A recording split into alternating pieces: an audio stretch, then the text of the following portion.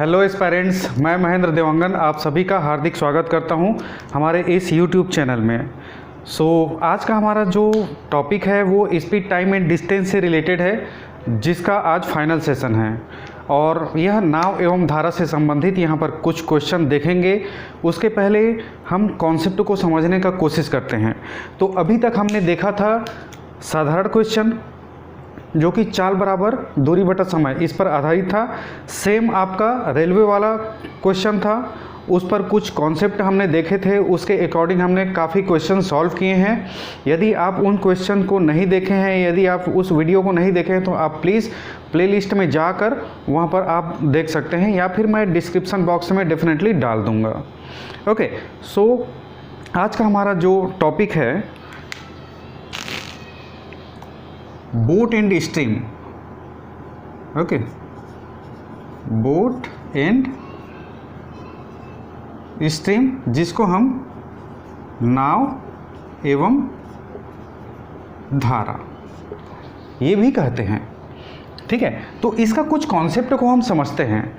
यहाँ पर दो वर्ड आता है, एक अनुप्रवाह आपको देखने को मिलेगा, सुनने को मिलेगा, अनुप्रवाह, और एक ऊर्ध्व प्रवाह। ठीक है, ये दो वर्ड इंपॉर्टेंट है, मैं इंग्लिश में भी लिखते चल रहा हूँ। अनुप्रवाह को हम बोल देते हैं डाउन स्ट्रीम और ऊर्ध्व प्रवाह को हम बोल देते हैं अप स्ट्रीम। ठीक है, ये दोनों क्या है थोड़ा सा समझने का कोशिश करते हैं। ओके, चलिए आइए देखते हैं। जैसे कि क्या है, ये नदी है, इज इट। अब इस नदी में एक नाव है। ध्यान दीजिएगा, हम यहाँ पर सिर्फ नाव के बारे में बात कर रहे हैं, तो इसका मतलब ये भी है कि वहाँ पर कोई व्यक्ति हो सकता है, कोई भी ऑब्जेक्ट यहाँ पर हो सकता है। ठीक है, जब नाव इस डायरेक्शन में मूव कर रहा है, आई रिपीट, जब नाव इस डायरेक्शन में मूव कर रहा है, एट द सेम फैशन, उसी समय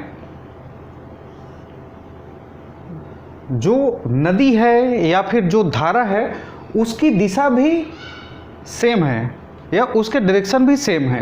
तो इस स्थिति में इन दोनों का चाल ऐड होगा। ठीक है, मैं क्यों ऐड होगा उसको भी मैं बताने का कोशिश करता हूं, शायद आप लोगों को समझ में आ रहा है।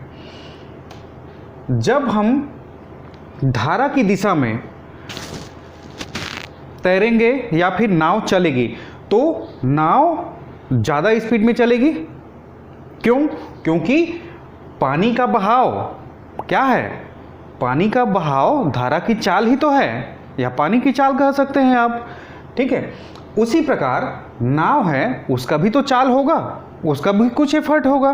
तो जब ये दोनों का एफर्ट जुड़ जाता है तो स्पीड हमारा बढ़ जाता है। मैं उम्मीद करता हूं कि आपको समझ में आ गया होगा। ठीक है, तो यहाँ पर इसका चाल 1 किलोमीटर पर आवर है, मान लेते हैं। किसका चाल? नाव का चाल या व्यक्ति का चाल या कोई भी ऑब्जेक्ट हो उसका चाल। और पानी का चाल है मान लो y kilometre per our. Clear? तो अनुप्रवाह में क्या होता है, इन दोनों का चाल आपस में जुड़ जाता है। क्यों जुड़ जाता है आप देख लिए हैं। ओके, x प्लस y यहाँ पर जुड़ जाएगा और ये किलोमीटर प्रति घंटा ये तो रहेगा, या फिर मीटर पर सेकंड, आप जैसे चाहते हैं वैसे कन्वर्ट कर सकते हैं, as per your convenient, as per questions requirement. Okay, ठीक है। जब हम ऊर्ध्व प्रवाह के बारे में बात करते हैं तो सेम चीज़ है, थोड़ा सा डिफरेंट है। जैसे कि ये क्या है, ये धारा है, नदी है, तालाब है, जो भी आप मान सकते हैं, और यहाँ पर क्या है, नाव है।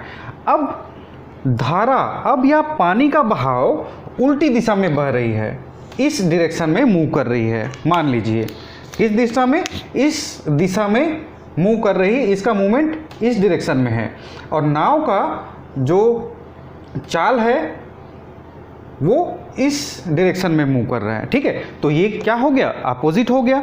अब एक बात बताइए, जब आप तैर रहे हैं और पानी का बहाव आपके विपरीत दिशा में आ रही है तो आपका जो स्पीड है वो कम होगा ना। एफर्ट तो ज़्यादा लगेगा लेकिन स्पीड कम होगा। और स्पीड कम होने की वजह से आप जहाँ पर जाना चाह रहे थे, जहाँ पर गंतव्य स्थान है, जहाँ पर डेस्टिनेशन है, वहाँ पर आप लेट में पहुँचोगे। Okay, I hope idea is clear. So इसका चाल भी 1 किलोमीटर पर आवर है हम मान लेते हैं, और ये जो पानी का बहाव है या फिर धारा का चाल है उसको हम लोग y किलोमीटर पर आवर है मान लेते हैं, जैसा कि यहाँ पर माने थे। तो यहाँ पर क्या हो जाएगा, x माइनस वाई, और ये किलोमीटर पर आवर में एज प्रीवियस डिस्कस्ड रहेगा ही रहेगा। चाहे आप इसको मीटर पर सेकंड में कन्वर्ट करना चाहते हैं आप कर सकते हैं। ओके, अब उसके बाद एक चीज़ के बारे में और बात करते हैं। ओके, इसको मैं रफ कर देता हूँ।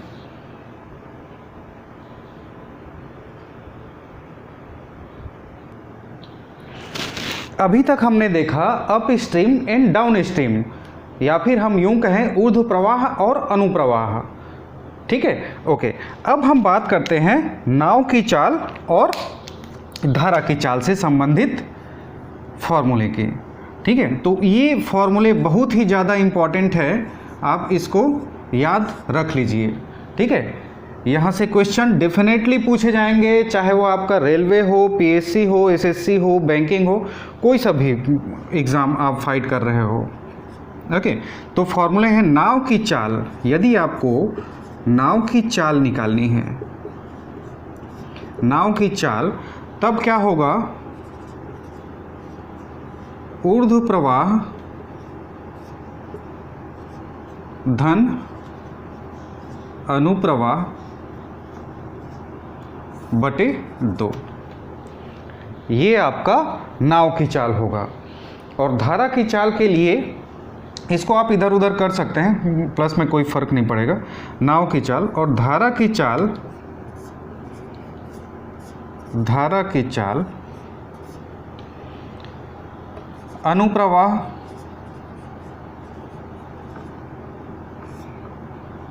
ऋण ऊर्ध्व प्रवाह बटे 2। मैं रिपीट कर रहा हूँ, यहाँ पर ऊर्ध्व प्रवाह है, इसको हम लोग क्या बोल देते हैं, अप स्ट्रीम, और अनुप्रवाह है, इसको हम लोग बोल देते हैं डाउन स्ट्रीम। अभी जितने भी क्वेश्चन आपके सामने रहेंगे, सभी के सभी question on the basis of this concept will be solved. ठीक है, इसी कॉन्सेप्ट को हम यूज़ करके सॉल्व करेंगे।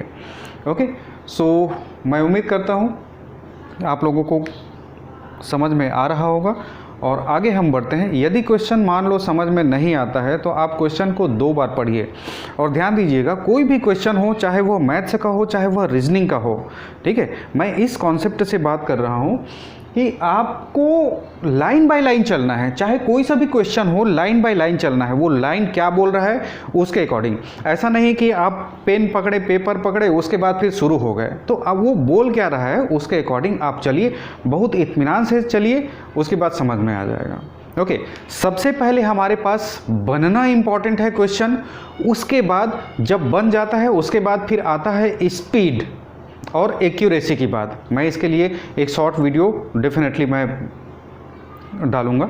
ओके, फिलहाल आइए हम क्वेश्चन की तरफ आगे बढ़ते हैं।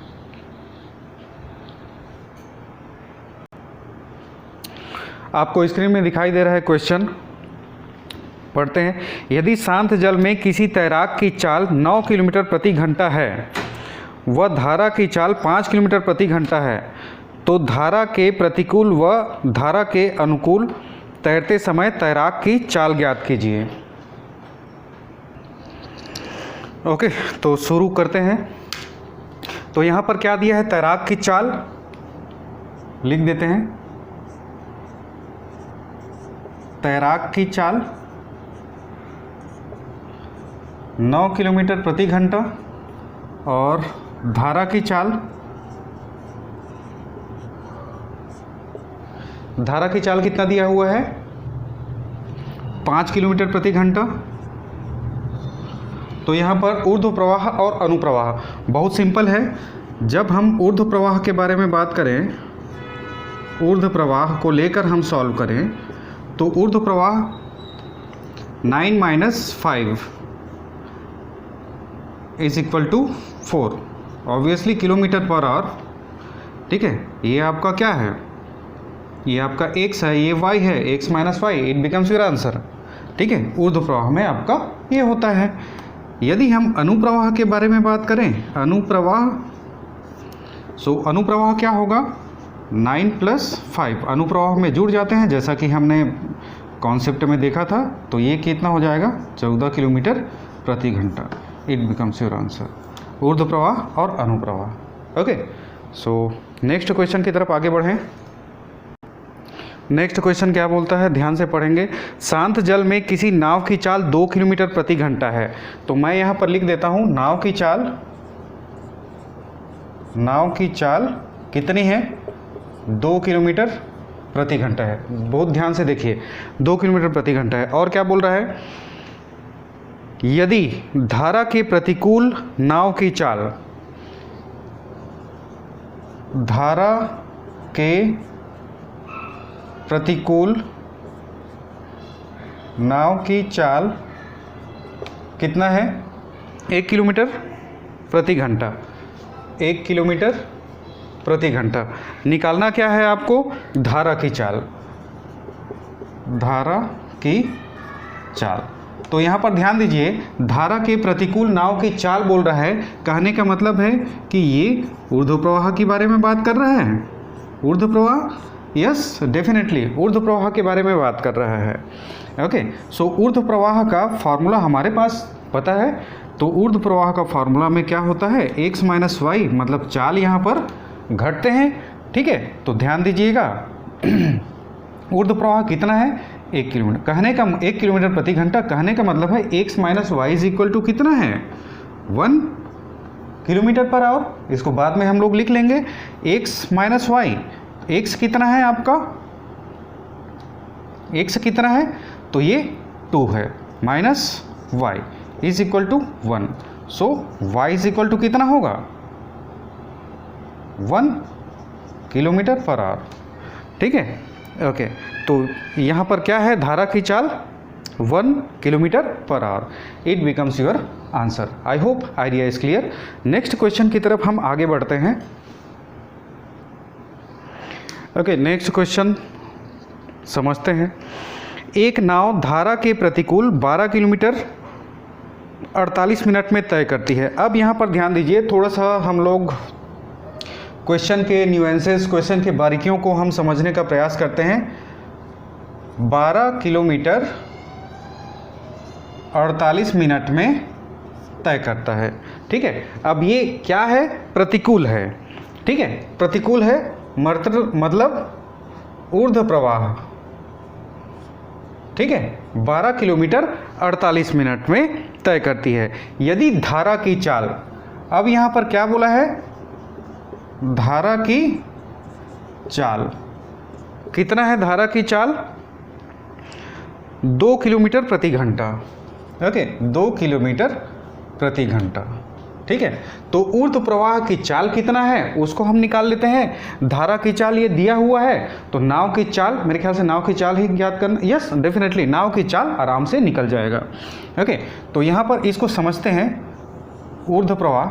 आप जानते हो फॉर्मूला ऊर्ध्व प्रवाह का क्या होता है, x माइनस वाई, जो कि ये दिया हुआ है। ठीक है, अब उसके बाद फिर धारा की चाल दिया हुआ है, तो धारा की चाल को हम पुट कर देंगे।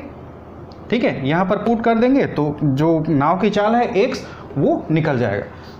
मैं उम्मीद कर रहा हूँ आप लोग समझ में आ रहा है। इसको हम लोग पहले तो चाल में कन्वर्ट कर लेते हैं। चाल में कन्वर्ट होने के बाद ऊर्ध्व प्रवाह का फॉर्मूला हमें पता है x माइनस वाई, या फॉर्मूला नहीं भी होगा तो भी आपको जनरल कॉन्सेप्ट है x माइनस वाई। ठीक है, जाहिर सी बात है नाव की चाल ज़्यादा होगा एज कंपेरेबल टू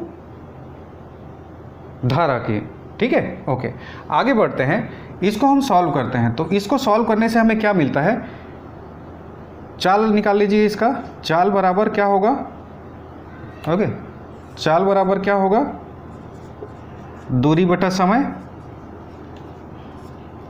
दूरी कितना है, 12 किलोमीटर है। ठीक है, और समय कितना है 48 मिनट। अब ध्यान दीजिएगा, ये 48 मिनट को हम किस में कन्वर्ट करेंगे, घंटे में कन्वर्ट करेंगे। तो घंटे में कन्वर्ट करने के लिए क्या करना पड़ेगा, 48/60 करना पड़ेगा, ठीक है। 12 चौक 48, 12 पंचे, तो ये 4/5 क्या आ रहा है, घंटा आ रहा है। ओके, अब इस घंटे को यहाँ पर लिखेंगे क्योंकि दूरी बटा समय है। दूरी हमने यहाँ पर निकाल लिया है 12 किलोमीटर, समय लिख देते हैं 4/5, तो ये 5 जो है वो आपका ऊपर में चला जाएगा और ये हो जाएगा 4 एकम 4 तिया, इट बिकम्स योर स्पीड। ये 15 किलोमीटर पर आवर अभी क्या निकला है, स्पीड निकला हुआ है। ध्यान दीजिए, ऊर्ध्व प्रवाह का फॉर्मूला हमारे पास पता है और यही ऊर्ध्व प्रवाह क्या है, 15 किलोमीटर प्रति घंटा आया है। तो x minus y is equal to 15 लिख दें। y धारा की चाल है, ठीक है, नाव की चाल क्या है, x है, तो यहाँ पर y के वैल्यू को पुट करेंगे तो x का वैल्यू मिल जाएगा जो कि क्या होगा, नाव की चाल। तो x minus 2 is equal to 15, then x is equal to, इधर आ जाएगा पक्षांतर करने पर, तो 15 और 2 17, तो 17 किलोमीटर प्रति घंटा, ये आपका आंसर होगा। आई hope idea is clear. Okay, तो नेक्स्ट क्वेश्चन की तरफ हम आगे बढ़ते हैं। ओके, रीड कीजिए नेक्स्ट क्वेश्चन।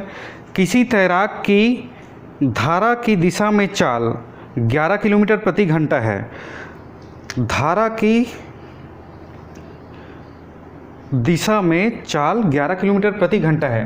कहने का मतलब क्या है, वो अनुप्रवाह है। धारा की दिशा में कहने का मतलब अनुप्रवाह, ठीक है, अनुप्रवाह in the sense down stream.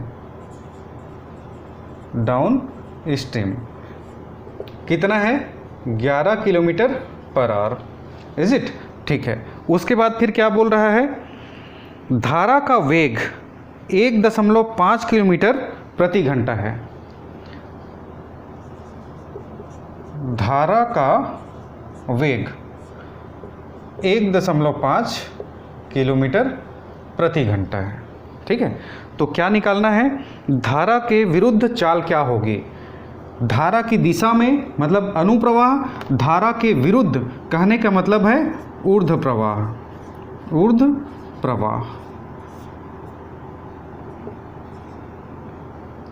ये क्या है, इसी को निकालना है। ऊर्ध्व प्रवाह चाल क्या होगी, यही निकालना है। ओके, अब ध्यान दीजिएगा, ये धारा का वेग दिया है या फिर धारा का वेग या चाल, गणित के संदर्भ में धारा वेग और चाल दोनों एक ही होंगे, ठीक है, फिजिक्स के रिस्पेक्ट में अलग होंगे।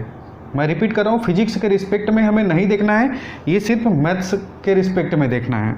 ओके, तो धारा का वेग बराबर अनुप्रवाह ऋण ऊर्ध्व प्रवाह बटे 2, ये हमारे पास फॉर्मूला है।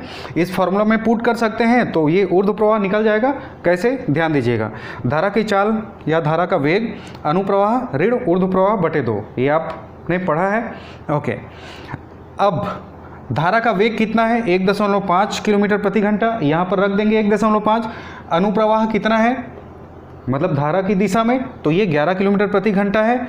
ऊर्ध्व प्रवाह कितना है, तो ऊर्ध्व प्रवाह इसी को ही तो निकालना है। तो यहाँ पर इसका वैल्यू पता है, धारा का वेग का वैल्यू पता है, अनुप्रवाह का वैल्यू पता है, तो हमें ऊर्ध्व प्रवाह निकल जाएगा definitely, yes. Okay, so putting this value 1.5 is equal to, अनुप्रवाह कितना है 11 ऋण ऊर्ध्व प्रवाह y मान लेते हैं इसको, डिवाइडेड बाई 2, ठीक है।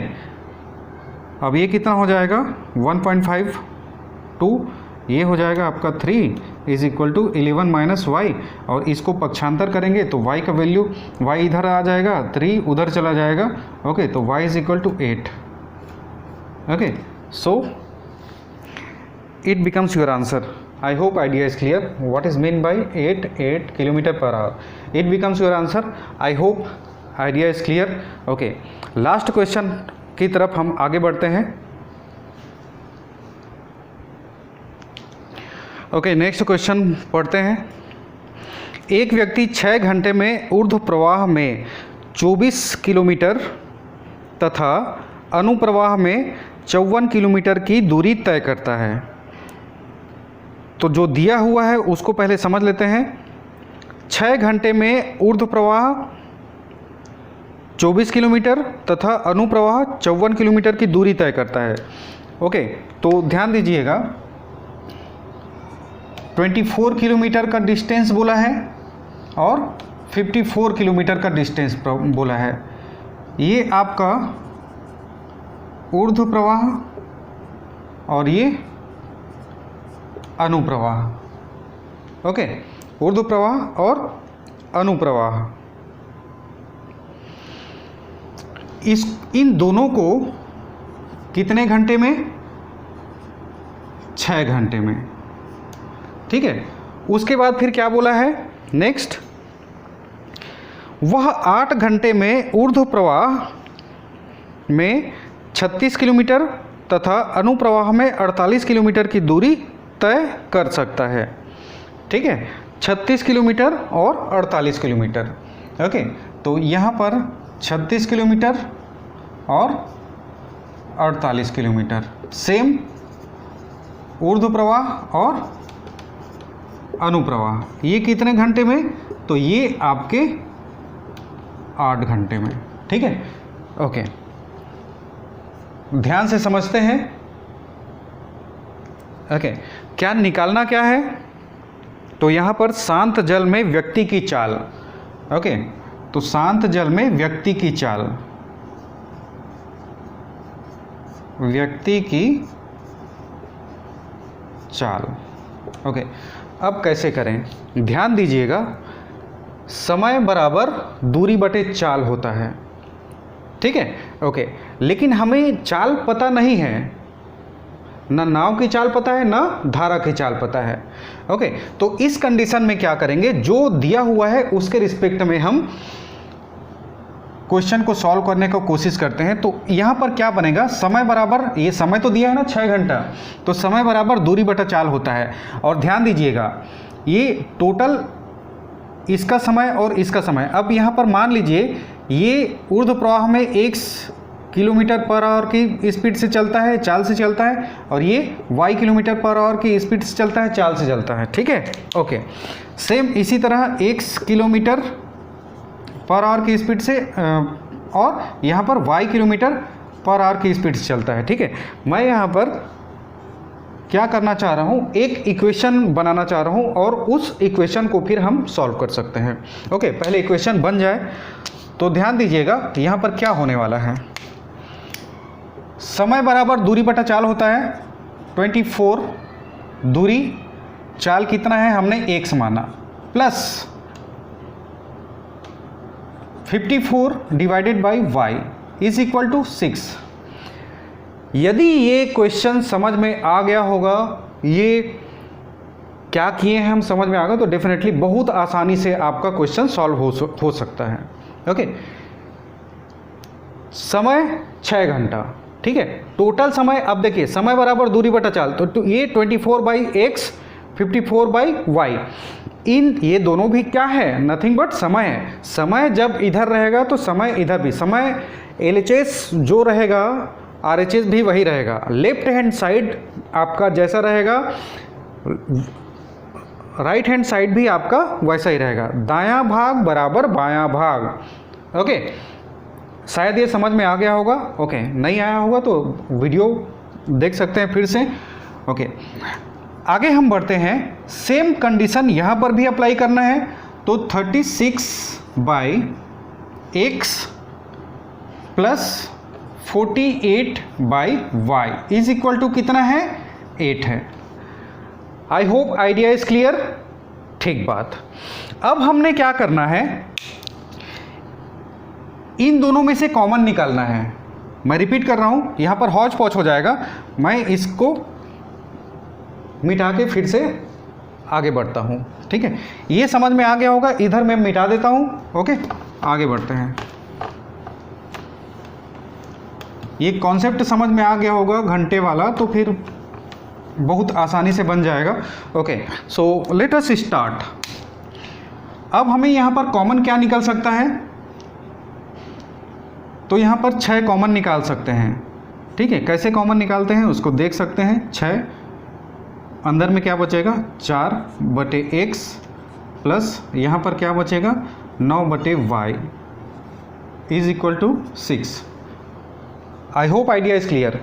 जब इस कोष्टक को, जब इस ब्रैकेट को आप खोलोगे तो ये आपका 24 हो जाएगा, ये आपका 54 हो जाएगा। आई hope idea is clear and this will cancel out here. Clear? Okay, तो यहाँ पर क्या बचता है 4/x plus 9/y is equal to 1। ठीक है, it is given as equation number 1। अब इसको भी सॉल्व करते हैं। तो इसको सॉल्व करने के बाद आपके पास क्या आएगा, यहाँ पर क्या कॉमन निकल सकता है 4 कॉमन निकाल लेते हैं। Okay, so 4 9/x plus 12/y is equal to 8 और यहाँ पर 4 एकम 4, 4 दूना 8। तो यहाँ पर क्या हो जाएगा 9/x plus 12/y is equal to 2। Okay, it is given as equation number 2। I hope idea is clear. अब इन दोनों को सॉल्व करते हैं हम।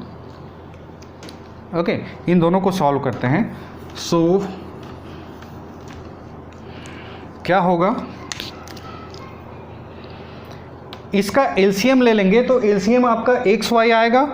ठीक है, ध्यान दीजिएगा, मैं डिटेल में यहाँ पर बता देता हूँ।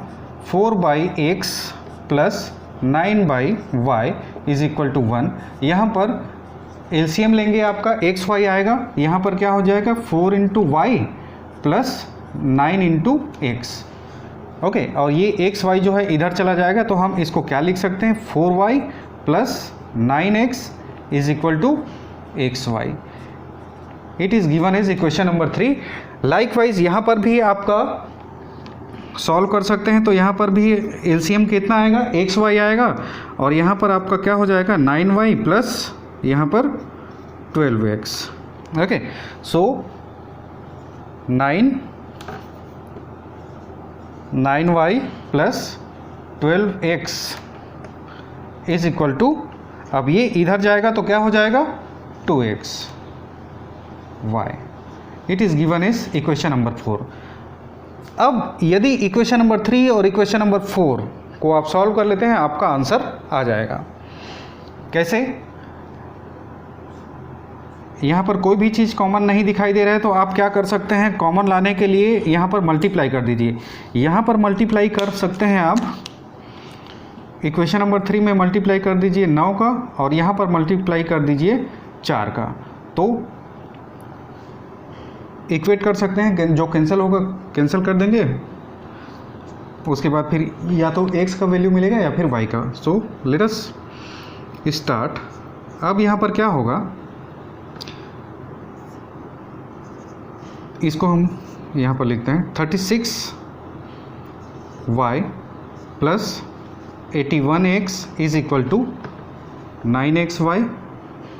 ओके, इसको सॉल्व करने के बाद 36y plus 48x is equal to कितना होगा 8xy। I hope idea is clear. Okay, अब हम क्या करते हैं, इसको माइनस कर देते हैं। ठीक है, so this will cancel out here and यहाँ पर कितना बचेगा, 11 में से 8 गया 3, हासिल 1, 8 में से 5 गया 3, x is equal to xy और here x will cancel out here and y is equal to 33। Okay, अब यदि y इज इक्वल टू 33 आ गया है, अब x का वैल्यू आपसे निकल जाएगा। ओके, तो x का वैल्यू निकालने के लिए आप क्या करेंगे, कहीं पर भी पुट कर दीजिए y के वैल्यू को, x का वैल्यू निकल जाएगा। ओके, ठीक है, आगे बढ़ते हैं। सो इसको इस वैल्यू को यहाँ पर पुट कर देंगे तो भी निकल जाएगा। तो 4 × 33 plus 9 into x is equal to 33x। Clear? Okay, 4 12 13। अब इसको क्या है, इसको पक्षांतर कर देते हैं उधर, तो ये क्या हो जाएगा आपका 9 यहाँ पर माइनस हो जाएगा, तो 9 माइनस हो जाएगा तो यहाँ पर क्या हो जाएगा, 13 में से 9 हो गया 14 सॉरी 24x। ओके, तो अब यहाँ पर 12 दूना 24, 12 एकम 12 एकम। सो यहाँ पर आ रहा है आपका x का वैल्यू कितना आ रहा है 11/2, इट मीन्स 5.5। ठीक है, अब ध्यान दीजिएगा ये 5.5 क्या है, नथिंग बट ये व्यक्ति की चाल और धारा की चाल। ठीक है, तो क्या निकालना है आपको, शांत जल में व्यक्ति की चाल, तो क्या होगा आपका x प्लस y/2, इसमें पुट कर देंगे तो आ जाएगा आपका 33 पॉइंट, या फिर यूं कहें आपको 5.5 प्लस 33 डिवाइडेड बाई 2, ये हो जाएगा आपका 38.5/2 और यहाँ पर 19.25 kilometre per our. It becomes your answer. I hope idea is clear. Question ज़्यादा टफ नहीं है, हमने डिटेल में इसकी बारीकियों के लिए चर्चा किया है तो हमें इतना टाइम लगा, अदरवाइज़ फिर ये टाइम नहीं लगेगा। ओके, सो अब हमारा जो चाल, समय और दूरी है वो पूरा का पूरा कंप्लीट हो जाता है। Speed, time and distance is totally completed. Okay, यहाँ से रिलेटेड जितने भी क्वेश्चन हो आप उसको करिए। यहाँ पर ऐसा पॉसिबल ही नहीं है कि पूरे के पूरे बुक को यहाँ पर सॉल्व किया जाए। ओके, सो मैं रिपीट करता हूँ आप सभी से, ऋचा अग्रवाल और RS. Agrawal. Okay, RS. Agrawal के क्वेश्चन बहुत अच्छे हैं, don't go through that solution. Okay, उसके सॉल्यूशन में आप ना जाइए। ऋचा अग्रवाल बहुत अच्छा बुक है, जैसे कि आप, मैं कोई प्रमोशन नहीं कर रहा हूँ किसी बुक का, बट यस जो मैं प्रीफर करता हूँ definitely I am telling you all of you. Okay, so thank you very much for today's discussion. Okay, next session हम शुरुआत करेंगे